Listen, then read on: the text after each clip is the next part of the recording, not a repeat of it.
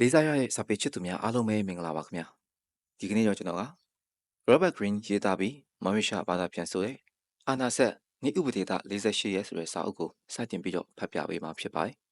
ဒါကြောင့်အားလုံးပဲကျွန်တော်နဲ့တူလိုက်ပါခံစားနားဆင်ပေးကြပါအောင်လို့ကျွန်တော်ကတောင်းဆိုချင်ပါတယ်ခင်ဗျာအာနာဆက်နိဥပဒေသ48ရဲ့အပိုင်း1အမှားစားလူအများကြားမှာကိုယ့်အနေအထားကအရေးမပါအရာမရောက်တယ်လို့ဖြစ်နေခဲ့ရင်ခံစားရအလွန်ခက်ပါလေစိတ်ထဲမကြည်လဲနိုင်ပါဘူး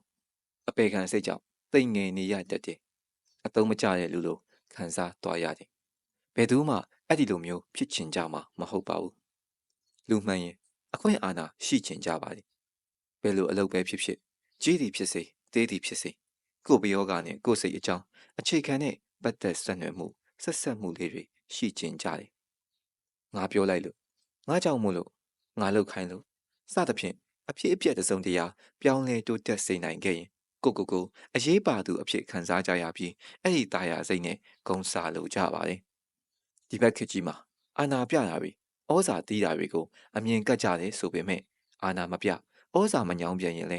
သုံးမကြသူအဖြစ်အချင်းခံရတတ်ပါလေ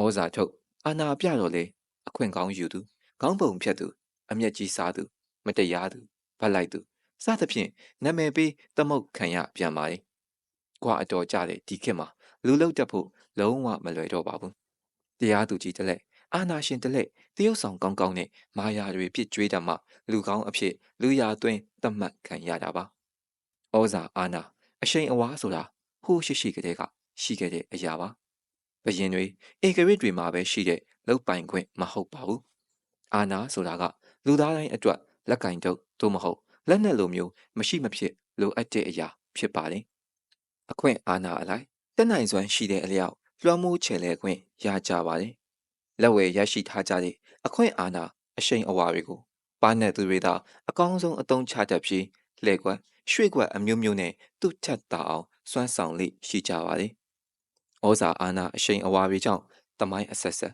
ခေတ်အဆက်ဆက်နေပယ်ဝင်းကျင်အမျိုးမျိုးမှာဖြစ်ပျက်ခဲ့တဲ့ဖြစ်စဉ်ဖြစ်ရက်တွေမနှဲလှပါဘူး။ကောင်းတာတွေလည်းဖြစ်ခဲ့တယ်လို့ဆိုးတာတွေလည်းဖြစ်ခဲ့ပါတယ်။မြင့်မြတ်တဲ့ဖြစ်စဉ်တွေနဲ့အတူရုံညံ့တဲ့ဖြစ်ရက်တွေလည်းရှိခဲ့ပူပါတယ်။လုတ်ပိုင်ခွင့်အာဏာကိုအခြေခံပြီးနှီးမျိုးစုံဗတ်မျိုးစုံနဲ့အကြောင်းပြချဲ့လေချုပ်ကင်ပုံသွင်းပုံဖော်ခဲ့တဲ့တမိုင်းဥပမာဖြစ်ရမှန်တာတကတွေအများကြီးရှိပါတယ်။ဘယ်သူမှအကျော်မခံချင်ပါဘူး။အဲ့ဒီလိုပဲဂုံစာပြနေတယ်လို့လည်းမဖြစ်ချင်ကြပါဘူး။ပါကြီးလို့နေရာတကာလုတ်ပိုင်ခွင့်ရှိနေတာမျိုးလဲလူသိထင်ရှားမဖြစ်စေချင်ကြပါဘူး။လူပုံအလဲမှာလူရိုးကြီးကြိုက်ဖမ်းနေပေမဲ့ကြွယ်ရမှာတော့လှုပ်ချင်တာလှုပ်နေမှာပါ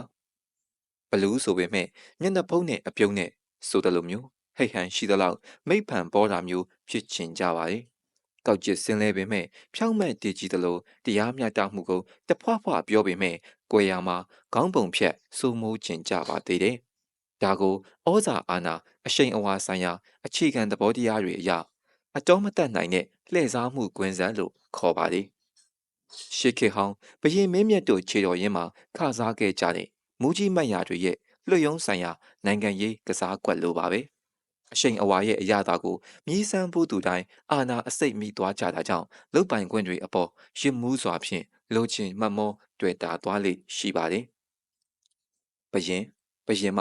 ဧကရစ်တမတာအစရှိသဖြင့်အခွင့်ထူးအာဏာကိုအကျွမ်းမဲ့စုပ်ကင်ထားကြတဲ့ပုဂ္ဂိုလ်တွေအနားမှာခခရရရိုရိုကြိုကြိုသခင်အရေးဝန်ဆောင်ပေးဖို့မရှက်မကြောက်ဖားရတတ်တဲ့အာဏာဖုတ်ကောင်တွေလည်းတမိုင်းမှာတာရကအစုံဇက်စုံပတ်စုံမြင်သိနိုင်ပါတယ်။တမိုင်းမှာသခင်အားရကျွံပါဝတတ်တဲ့အလေးအထားတွေအများကြီးရှိခဲ့ပါတယ်။သခင်အကြိုက်ဆောင်ကိုကျိုးအောင်ဖို့မဖြစ်ဖြစ်တဲ့နည်းနဲ့အားထုတ်ဖော်ဆောင်တတ်တဲ့ငတိမ်မာပြီးရောလူတွေအများကြီးရှိခဲ့ပါတယ်။ကိုကျိုးအတွက်ဆိုရင်အရေးပါသူတွေမှအပကြံသူတွေကိုချနှင်းပြီးအထက်ကိုတက်ချင်တဲ့သူတွေအများကြီးရှိပါတယ်။ရှိလဲရှိနေဆဲပါပဲ။ရှိလဲရှိသွားအောင်မှာပါ။ဒါဟာလူတဘာဝပဲဖြစ်ပါတယ်။လွတ်တော်ရုံးတော်ဆိုတာက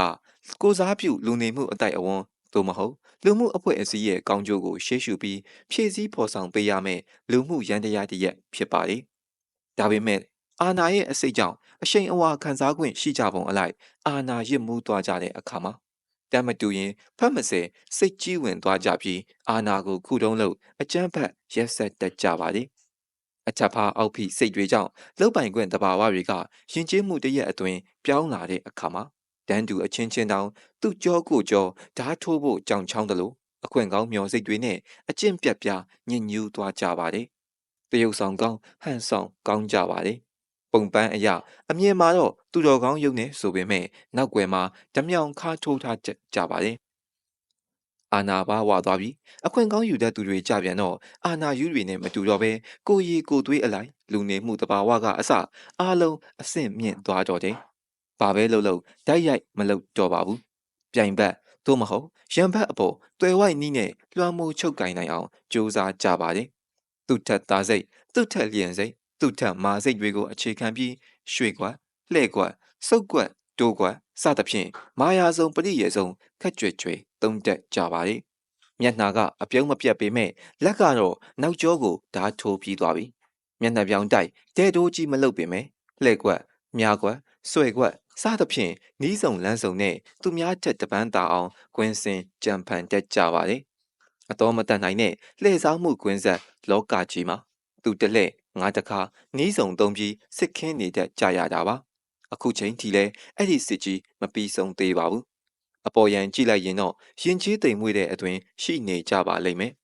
ယူသားကြိုးစားတဲ့အတွင်ပေါက်နေကြပါလိမ့်မယ်တရားမျှတပြီးစင်းချက်ပြန့်ဝတ်တယ်လို့ထင်ရပေမယ့်အတော်မတတ်နိုင်တဲ့လှည့်စားမှုကွင်းဆက်ထဲကသူစားငါစားလူတွေပဲမို့သူတလှဲ့ငါတခါဥသူနိုင်စနစ်နဲ့သူထက်ငါအလင်းမตาတာအောင်လုံနေကြံနေကြတော့မှာအနိဋ္ဌာယုံတွေနဲ့ပုံပြက်ပန်းချက်ခွေကြဖန်ကြတဲ့ခင်မဟုတ်တော့ပေမဲ့လဲယူကျင်အောင်ဆောင်နေကြပြီခြေတဖန်ထိုးခလုတ်တိုက်လဲအောင်လှုပ်တက်ကြပါလေလောဘစိတ်မလိုစိတ်ယာကစိတ်မုန်းစိတ်တွေအားလုံးကိုအစုံတုတ်ထားတဲ့ပကံလုံးကြီးတဲ့နှမ်းဖြူရွက်အောင်စီစမ်းညွန့်တန်းထားတဲ့အခုလိုခစ်ကြီးမှာလူတဲကလူဖြစ်နိုင်ဖို့လူမှုရေးဆိုင်ရာလှည့်ကွက်တွေကိုအရေးမြင်ယုံနဲ့အကောင်မှန်းသိအောင်အစုံတုတ်အထာနားလည်ထားဖို့မဖြစ်မနေလိုအပ်ပါတယ်အာနာဆက်ဤဥပဒေသ48ရက်ကိုအစုံတုတ်လမ်းညွှန်လို့မှတ်လိုက်ပါဒီလက်ဆွဲလမ်းညွှန်စာအုပ်ကိုလေ့လာထားမယ်ဆိုရင်ဩဇာအာဏာအရှိန်အဝါရဲ့အလုတ်လုတ်ပုံလူအထာသဘောတဘာဝတွေကိုအခြေခံကြကြနားလည်သွားနိုင်မှာဖြစ်ပြီးလက်တွေဘဝမှာအသုံးချလို့ရနိုင်တယ်လို့ကိုအပေါ်မတမာစိတ်နဲ့ထိုးနှံလာကြရင်သူ့ထက်ငါအလင်းမြင်နိုင်သိနိုင်မှာဖြစ်တဲ့အတွက်အန္တရာယ်အမျိုးမျိုးကိုကြိုတင်ကာကွယ်နိုင်မဲ့အကျိုးကျေးဇူးမုတ်ချခံစားရပါလိမ့်မယ်။ဥသူနိုင်လောကမှာနိုင်သူထက်တာသူဖြစ်အောင်ဒီစာအုပ်နဲ့ဘဝဖြတ်လန်းချဲ့ထွင်တိုးမြင့်လိုက်ပါ